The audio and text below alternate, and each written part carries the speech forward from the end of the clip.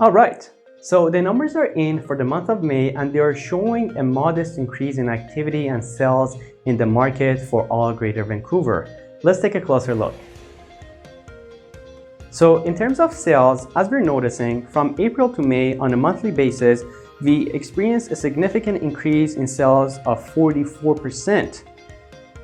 In addition, from January to May, we experienced 2.5 times almost more sales, which is very significant for only 4 months.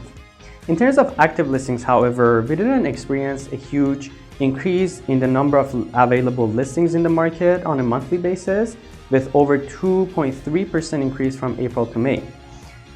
In terms of month of inventory, which basically indicates how long and how many months it takes for all properties in the market to sell without any addition, with the previous year's average speed. Now, any number above 8 indicates a buyer's market, any number below 5 indicates a seller's market, and anything in between is balanced market. So as we're noticing, in January, which is almost 10, it was a solid buyer's market. February, March, April was in balanced market, and in the month of May, as you're seeing, it is going toward a little bit of a seller's market, however, it's still in the balanced market. And on a monthly basis from April to May, we had almost 30% drop in this indicator. In the benchmark price, which is the average property price across Greater Vancouver, we didn't notice a significant change in 2019, and this indicator shows just over $1 million for average properties price. In terms of sales and listing, as I mentioned earlier, so as you're seeing, the sales has dropped from May 2017 to May 2019 from just over 4,300 to over 2,600. In terms of listings, on the other hand, we experienced a huge increase from just over 8,100 to over 14,600. And we're seeing the same pattern in month of inventory from 1.9, which is a very solid seller's market, to 4 in 2018 and an increase of 5 to 5.6 in 2019, which is still very good for the average of previous month. This is a good indication for buyers to start becoming a little bit more active. In terms of benchmark price, year over year, we experienced a 13% increase from 2017 to 2018, but we had a substantial decrease of prices of 8% from 2018 to 2019. And a good reason for that could potentially be stress tests and a few other measures that the provincial government implemented.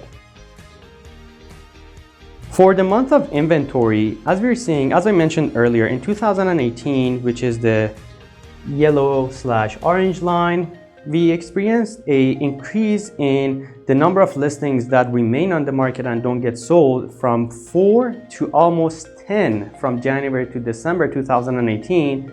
And we also had a reverse pattern in 2019, which is indicating that the market is starting to balance and stabilize.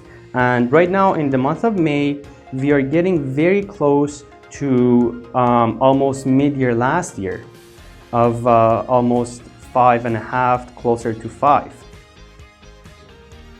Last but not least, in terms of benchmark price, historically we're seeing in almost 10 years, the prices in all Greater Vancouver almost doubled from just over $506,000 to just under $1.1 million in 2018. However, as I mentioned earlier, we experienced an 8% decrease in prices.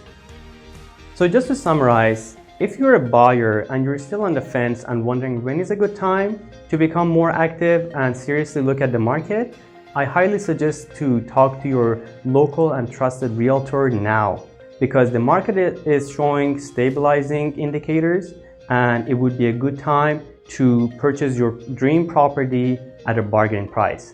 So I hope this has been insightful, and if you have any questions, I will be more than happy to assist you. Thank you and have a beautiful day. Cheers.